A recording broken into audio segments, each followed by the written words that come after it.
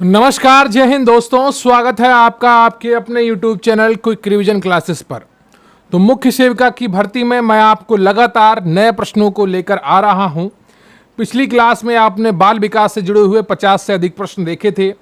आज की इस क्लास में आपको बाल विकास के ही क्रम में नवजात काल के 50 से अधिक महत्वपूर्ण प्रश्न देखने को मिलेंगे। ये सभी प्रश्न आपके विगत परीक्षाओं में पूछे गए हैं, टीजीटी, जीआईसी परीक्षा, पीजीटी परीक्षा। तो ये महत्वपूर्ण प्रश्न है। अगर पेपर कठिन आएगा तो इन्हीं की तरह प्रश्न आपसे परीक्षा में पूछे जाएंगे। तो नवजात काल के जितने भी महत्वपूर्ण प्रश्न हैं वो आज के इस वीडियो में मैं लेकर आया हूं। तो कृपया आप वीडियो को लाइक कर लीजिएगा, चैनल पर नया है तो चैनल को सब्सक्राइब कर लीजिएगा और वीडियो को अंत तक देखिएगा, क्योंकि प्रश्न यहीं से आएगा। पढ़ेंगे आप मेरे साथ तो आपको यकीन आएगा। तो चलिए शुरू करते हैं।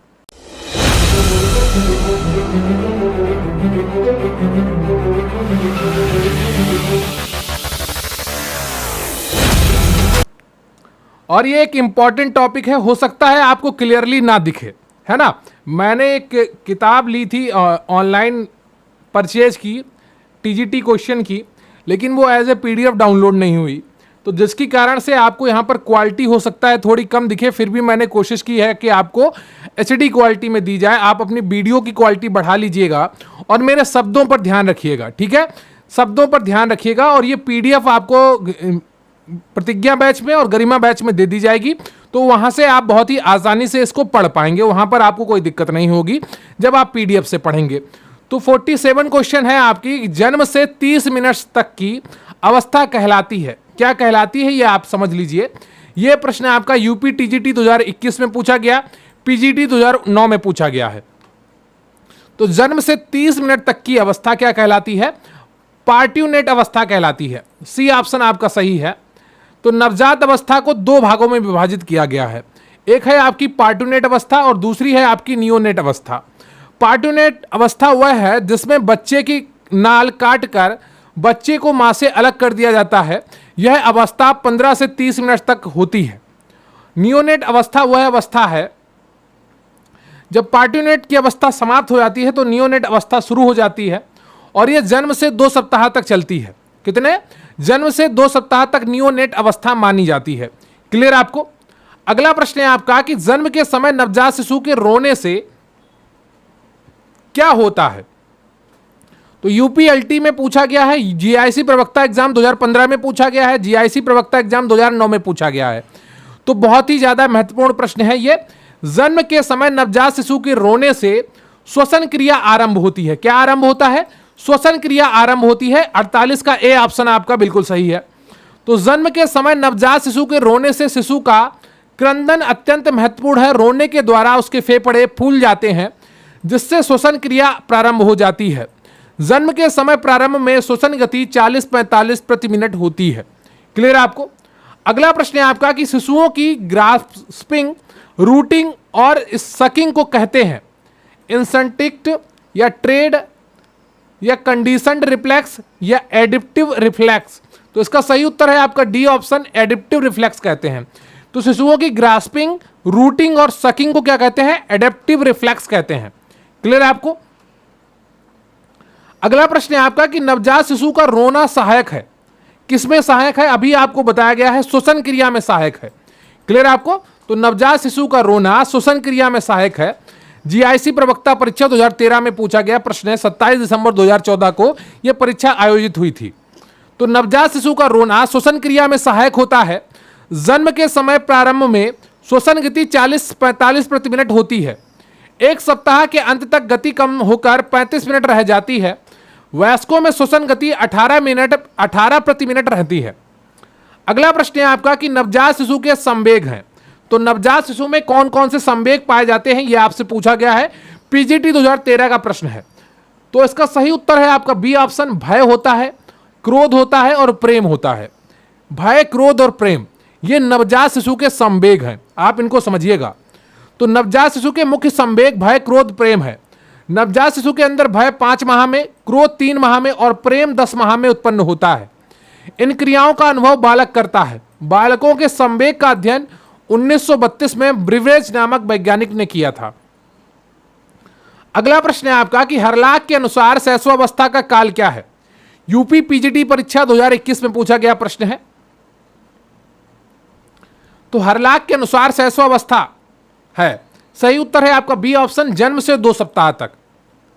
हरलाख के अनुसार जन्म से पूर्व की अवस्था को गर्भावस्था माना है, जन्म से 14 दिन तक की अवस्था को इन्होंने शैशवावस्था माना है, 14 दिन से 2 वर्ष की अवस्था को इन्होंने बचपनावस्था माना है, और 2 वर्ष से 6 वर्ष की अवस्था को इन्होंने पूर्व बाल्यावस्था माना है, 7 वर्ष से 12 वर्ष की आयु को इन्होंने उत्तर बाल्यावस्था माना है, और 11 से 12 और 13-14 वर्ष तक की अवस्था को इन्होंने वयासंधि अवस्था माना है, 13 से 17 वर्ष की अवस्था को इन्होंने पूर्व किशोरावस्था माना है, और 18 से 21 वर्ष की अवस्था को उत्तर किशोरावस्था माना है, 21 वर्ष से अधिक अवस्था को इन्होंने प्रौढ़ावस्था माना है। क्लियर है आपको? तो जन्म से पूर्व की अवस्था गर्भावस्था, जन्म से 14 दिन तक की अवस्था शैशवावस्था। किसके टर्म में? हरलाख के टर्म में। अगला प्रश्न है आपका, किस अवस्था में भ्रूण की लंबाई आधा इंच से 2 इंच तक होती है? सही उत्तर है आपका सी ऑप्शन, भ्रूण अवस्था में। क्लियर है आपको? अगला प्रश्न है आपका, नवजात शिशु की जन्म के समय औसत ऊंचाई होती है?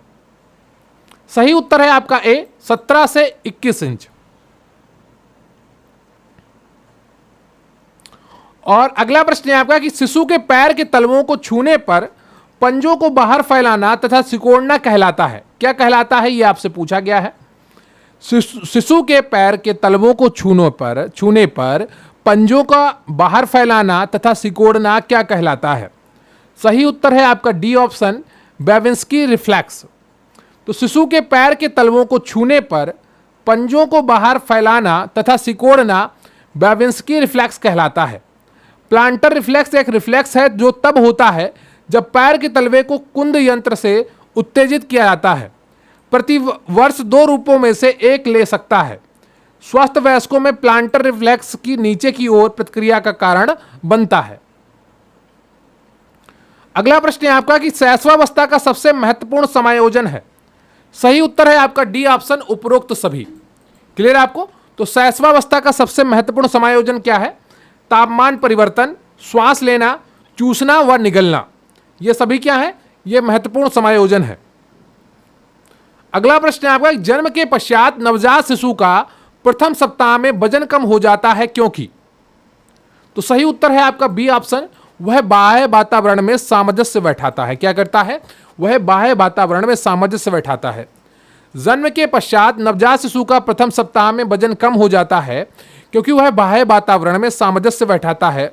जन्म के बाद प्रथम सप्ताह में शरीर के वजन का लगभग 4 से 10% वजन कम हो जाता है। जन्म के दिन से वजन बढ़ना प्रारंभ हो जाता है। यदि प्रारंभिक दिनों में जल की अधिक मात्रा की हानि है तो शिशु में निर्जलीकरण ज्वर हो सकता है। इस स्थिति में सावधानी पूर्वक जांच कराने की आवश्यकता रहती है। अगला प्रश्न है आपका कि नवजात के भोजन में जोड़ा गया ठोस भोजन क्या कहलाता है? सही उत्तर है आपका बी कोष्ठ कहलाता है। क्या कहलाता है? बी कोष्ठ। पीजीटी 2019 में पूछा गया प्रश्न है। नवजात के भोजन में जोड़ा गया ठोस भोजन क्या कहलाता है? बी कोष्ठ कहलाता है। अगला प्रश्न है आपका कि शिशु अवस्था में अधिकांश भार रिक्त स्थान में वृद्धि से बढ़ता है। सही उत्तर है आपका सी, बसा में। तो शिशु अवस्था में अधिकांश भार बसा में वृद्धि से बढ़ता है।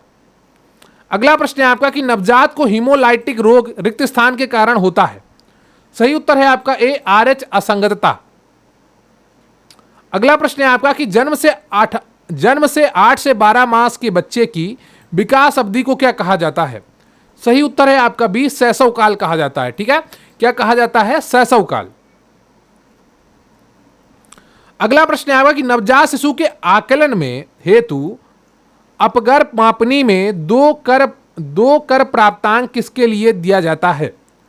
और सही उत्तर है आपका हृदय की गति प्रति मिनट 100 से 140 धड़कन के लिए, सुदृढ़ श्वसन और रुदन के लिए, देह गुलाबी तथा हाथ पैर के लिए। क्लियर है आपको? तो आपका ए ऑप्शन सही हो जाता है। अगला प्रश्न है अभिकथन ए, नवजात शिशु के कपड़ों के लिए रैगलन बाजू सबसे उपयुक्त मानी जाती है। कारण रैगलन बाजू सेट इन बाजू होने के कारण अधिक घुमाव की जगह देते हैं। तो उसका सही उत्तर है आपका ए सही है, जबकि आर गलत है। नवजात शिशु के कपड़ों के लिए रैगलन बाजू सबसे उपयुक्त मानी जाती है क्योंकि नवजात शिशु को कपड़ा पहनाने में आसानी होती है। अगला प्रश्न है, जन्म के समय नवजात शिशु रोता है तो सही उत्तर है आपका बी, श्वसन क्रिया आरंभ हो गई है। अगर जन्म के समय नवजात शिशु रोना शुरू कर देता है, इसका अर्थ है कि नवजात शिशु ने श्वसन क्रिया आरंभ कर दी है। वृद्धि एवं विकास होता है, बहुत ही आसान उत्तर है आपका बी, सरल से जटिल की ओर। वृद्धि मूर्त होती है, विकास अमूर्त होता है, अर्थात जिसे हम देख नहीं सकते। वृद्धि की शुरुआत विकास के बाद होती है, प्राणी में विकास सबसे पहले होता है। वृद्धि का क्रम व्यक्ति को वृद्धावस्था की ओर ले जाता है, विकास का क्रम व्यक्ति को परिपक्वता की ओर ले जाता है। क्लियर आपको? अगला प्रश्न है आपका, विकासात्मक कार्य किसके द्वारा किए गए हैं? सही उत्तर है आपका हैवरा-हर्स्ट के द्वारा। हैवरा-हर्स्ट के अनुसार विकासात्मक कार्यों से तात्पर्य उन कार्यों से है जो व्यक्ति के जीवन के निश्चित काल में उत्पन्न होते हैं तथा इन कार्यों को सफलतापूर्वक पूर्ण करने के फलस्वरूप व्यक्ति को प्रसन्नता अनुभव होती है तथा विकास की अगली अवस्था के कार्यों को सीखने में भी सफलता मिलती है। अगला प्रश्न है आपका कि नवजात शिशु में कौन सी इंद्रिय सबसे कम विकसित होती है? और सही उत्तर है आपका डी, सूंघना। सूंघना नवजात शिशु में सबसे कम विकसित होता है। जैसे जैसे नवजात शिशु बड़ा होता जाता है वैसे वैसे नवजात शिशु में सूंघने की शक्ति बढ़ती जाती है। अगला प्रश्न है आपका कि शैशवावस्था का सबसे महत्वपूर्ण समायोजन है। सही उत्तर है आपका तापमान परिवर्तन, श्वास लेना और चूसना व निगलना, ये तीनों चीजें शैशवावस्था की सबसे महत्वपूर्ण समायोजन है। अगला प्रश्न है आपका, इनमें से कुछ नवजात सहज क्रिया न्यूबॉर्न रिफ्लेक्सेस हैं। मोरो और रूटिंग और आपका रेंगना यानी कि क्रीपिंग, नहीं क्रीपिंग नहीं होगा, सही उत्तर होगा इसका बेबिंस्की। मोरो, रूटिंग और बेबिंस्की, अभी हम लोगों ने एक प्रश्न किया था, तो मोरो, रूटिंग और बेबिंस्की ये तीन होंगी नवजात सहज क्रिया। क्लियर आपको? अगला प्रश्न है आपका, शैशव काल के दौरान आमतौर पर किनसे डर का अनुभव किया जाता है?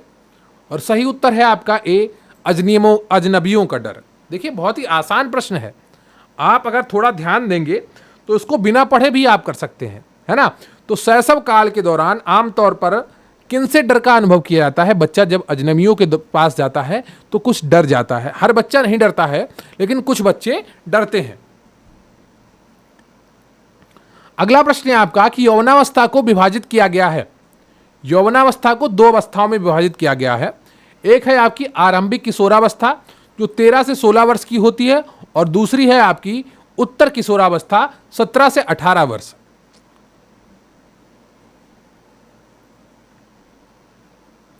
अगला प्रश्न है आपका कि जिन स्कूलों में सामान्य बच्चों के साथ विकासात्मक चुनौतियों वाले बच्चों का दाखिला लिया जाता है उन्हें क्या कहते हैं? यह आपकी परीक्षा में नहीं पूछा जाएगा। अगला प्रश्न है, बालक के विकास के लिए सहायक हैं माता पिता, विद्यालय, समाज, उपरोक्त सभी। अगला प्रश्न है आपका कि बच्चों के दांत निकलना आरंभ होते हैं। सही उत्तर है आपका 6 महीने पर। अगला है आपका विकास का क्रम क्या है? तो विकास का क्रम क्या है? नोट डाउन कर लीजिए। सिर, फिर मुख, फिर गर्दन, फिर धड़ और फिर पैर, यह विकास का क्रम है। अगला प्रश्न है आपका कि नवजात शिशु के लिए उपयोगी वस्त्र क्या है? तो नवजात शिशु के लिए उपयोगी वस्त्र पुराने सूती व कोमल होने चाहिए। क्लियर आपको? क्या होने चाहिए? पुराने सूती व कोमल होने चाहिए। बस देखिए आपको समस्या हो रही होगी, देखने में मुझे समझ में आ रहा है, लेकिन क्या करें, अब ऐसी यहाँ पर समस्या है कि इतनी जल्दी सारा डेटा कॉपी नहीं हो सकता, टाइप नहीं हो सकता है। तो आप इसको ध्यान से सुनिए केवल, है ना। ध्यान से सुनेंगे तो भी चीजें आपको याद हो जाएंगी, समझ में आ जाएंगी किस तरीके के प्रश्न परीक्षा में बन सकते हैं। ये पीजीटी 2013 में पूछा गया प्रश्न है कि नवजात शिशु के लिए उपयोगी वस्त्र क्या है? तो पुराने सूती व कोमल वस्त्र होने चाहिए। बहुत ही आसान प्रश्न है, आप बहुत ही आसानी से समझ पाएंगे।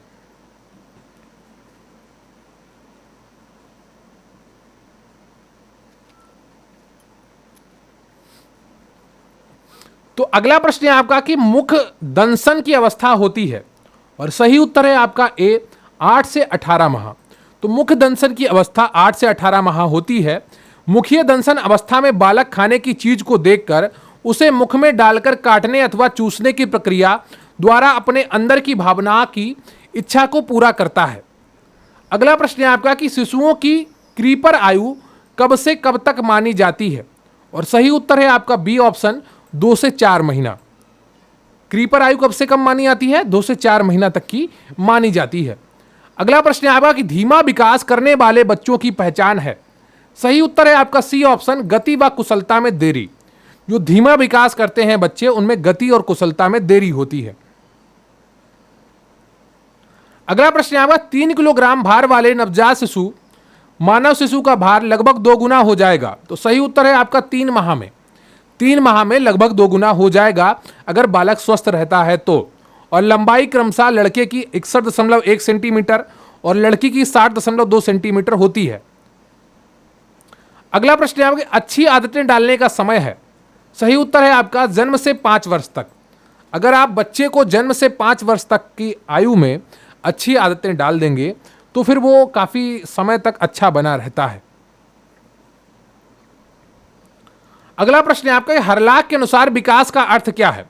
और सही उत्तर है आपका सी ऑप्शन गुणात्मक और मात्रात्मक दोनों परिवर्तन। तो प्रसिद्ध शिक्षा शास्त्री हरलाख महोदय जी कहते हैं कि विकास का अर्थ पढ़ने से नहीं है, बल्कि इसका अर्थ बालक के परिपक्वावस्था की और परिवर्तनों के विकासात्मक क्रम से है। विकास होने पर बालक में विशिष्ट योग्यताएं देखने को मिलती हैं जो परिपक्वता के लक्ष्य प्राप्ति की ओर अग्रसर रहता है। क्लियर है आपको? अगला प्रश्न है आपका विकास में होने वाले परिवर्तन होते हैं। और सही उत्तर है आपका बी ऑप्शन रचनात्मक। क्लियर है आपको? तो विकास में होने वाला परिवर्तन रचनात्मक होता है। सामान्यतः मानव विकास से तात्पर्य उसकी अभिवृद्धि के साथ साथ उसके शारीरिक एवं मानसिक व्यवहार में होने वाले परिवर्तन से होता है और यह परिवर्तन रचनात्मक ही होता है। अगला प्रश्न है आपका कि जोन्स के अनुसार विकास की अवस्था नहीं है। और सही उत्तर है आपका डी प्रौढ़ावस्था। जोन्स के अनुसार विकास की अवस्था नहीं है, प्रौढ़ावस्था। जोन्स के अनुसार जो विकास की अवस्थाएं हैं वो कौन कौन सी है मैं आपको बताता हूं। अर्नेस्ट जोन्स इनका पूरा नाम था। इन्होंने शैशवावस्था, जन्म से 5 वर्ष तक की आयु को इन्होंने शैशवावस्था माना। फिर इन्होंने बाल्यावस्था 5 से 12 वर्ष तक की आयु को माना। और फिर इन्होंने तीसरी अवस्था माना है किशोरावस्था को, 12 से 18 वर्ष तक की आयु को। फिर रास महोदय के अनुसार इन्होंने 4 अवस्थाओं में विकास को बांटा है। शैशवावस्था 1 से 3 वर्ष तक की आयु, पूर्व बाल्यावस्था 3 से 6 वर्ष तक की आयु, उत्तर बाल्यावस्था 6 से 12 वर्ष तक की आयु और किशोरावस्था 12 से 18 वर्ष तक की आयु। अगला प्रश्न है हरलाख के अनुसार नवजात अवस्था कितने समय तक की होती है? और इसका सही आंसर कुछ भी नहीं है। ठीक है, नवजात अवस्था जैसे ही देखो जन्म से 2 सप्ताह तक होती है। वहां पर जन्म से 2 माह लिखा है तो ऑप्शन कोई सही था नहीं इस प्रश्न में। आप सीधे सीधे एक बार फिर से रिवाइज कर लिए कि गर्भावस्था, गर्भधारण से जन्म तक को इन्होंने माना। फिर दूसरी अवस्था इन्होंने माना नवजात अवस्था जन्म से 14 दिन तक। फिर इन्होंने शैशवावस्था 14 दिन से 2 वर्ष तक की आयु को माना। फिर इन्होंने बाल्यावस्था माना है 2 वर्ष से 11 वर्ष तक की आयु को। और किशोरावस्था इन्होंने माना है 11 वर्ष से 21 वर्ष तक की आयु को। क्लियर है आपको? अगला प्रश्न है भाई अंडाणु का विकास होता है।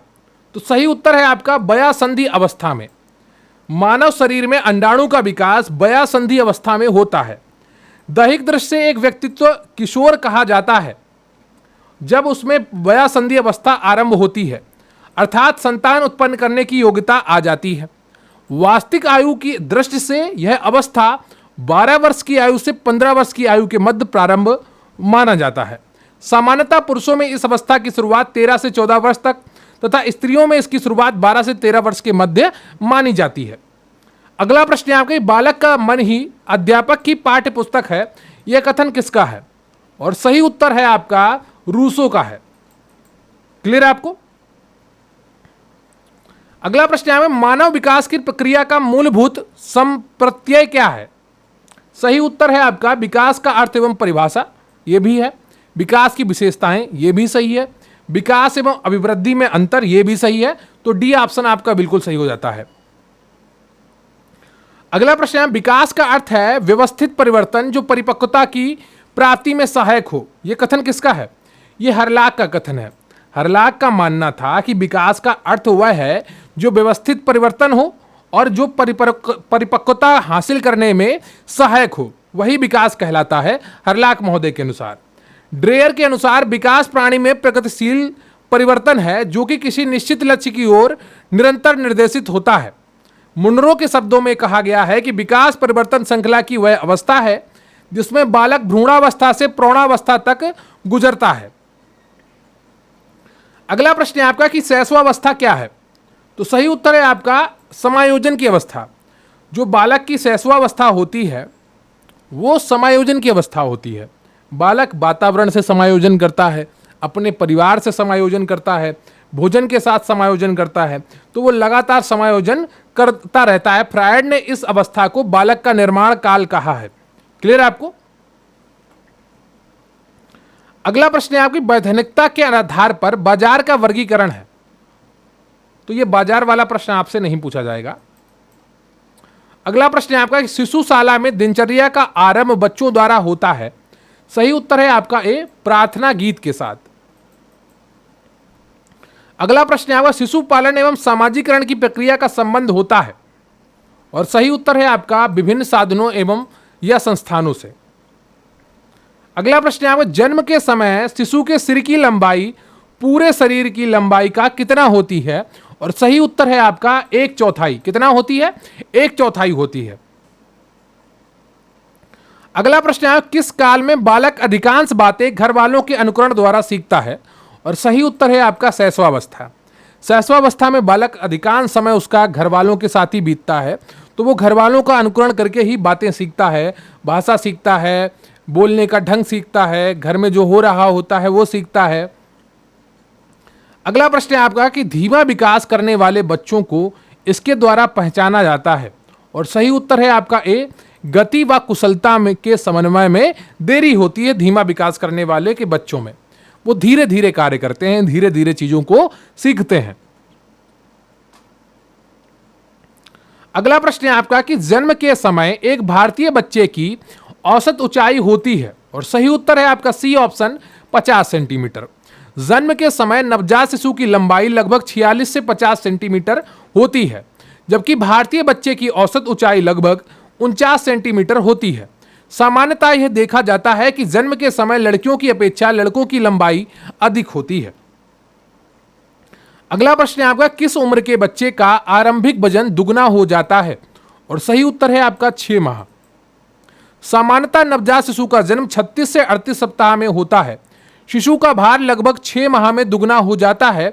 इसके बाद उनके वजन में सामान्य वृद्धि होती है। अगला प्रश्न है आपका कि नवजात शिशु का प्रथम आहार होता है। सही उत्तर है आपका सी, मां का दूध। मां का दूध नवजात शिशु का प्रथम आहार होता है। यह प्रकृति की एक अद्भुत देन है। जिस समय शिशु जन्म लेता है तो माता का दूध पतला होता है ताकि बच्चा उसे आसानी से पचा सके।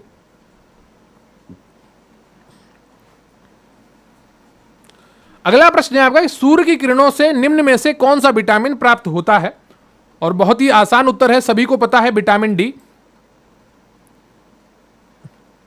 अब देखिए जो लोग कहते हैं आसान प्रश्न नहीं पूछे जाएंगे, सूर्य की किरणों से कौन सा विटामिन प्राप्त होता है, इससे आसान भी कोई प्रश्न हो सकता है क्या? और टीजीटी 2009 में पूछा गया प्रश्न है। मुख्य सेविका में भी आसान प्रश्न पूछे जाएंगे, लेकिन कुछ कठिन प्रश्न भी पूछे जाएंगे। पेपर सबके लिए बनता है, और पेपर का सारे प्रश्न कठिन नहीं होते हैं। कुछ आपके बहुत ही आसान होंगे, कुछ थोड़े कठिन होंगे, कुछ और ज्यादा कठिन होंगे, और कुछ बहुत कठिन होंगे। 5-10 प्रश्न ऐसे हर पेपर में रखे जाते हैं जिन्हें 1-2 बच्चे ही कर पाए या कोई ना कर पाए, तो उनको आपको नहीं करना है। आपको सिर्फ 80 से 90 प्रश्न हल करने हैं जिनमें आपका सिलेक्शन होना है, और जो 80 से 90 प्रश्न सही करेगा, 70 के ऊपर जो सही करेगा, उसका सिलेक्शन कोई नहीं रोक पाएगा, किसी भी कैटेगरी में हो। तो आपको 100 लेकर नहीं चलना है, आपको 70+ लेके चलना है टारगेट। जो जनरल कैटेगरी के बच्चे हैं वो 75+ लेकर चलें टारगेट, और ओबीसी ईडब्ल्यूएस वाले 70 का टारगेट लेकर चलें, एससी वाले 60+ टारगेट लेकर चल सकते हैं। सूर्य की किरणों से निम्न में कौन सा विटामिन प्राप्त होता है? विटामिन डी प्राप्त होता है। अगला प्रश्न है आपका, शिशुओं की नाड़ी की गति प्रति मिनट होती है, और सही उत्तर है आपका डी, 120 से 150 मिनट। कहीं कहीं पर आपको बार प्रति मिनट धड़कती है, ठीक है। और यहां पर कहीं कहीं पर आपको 120 से 140 लिखा भी दिखना मिल सकता है।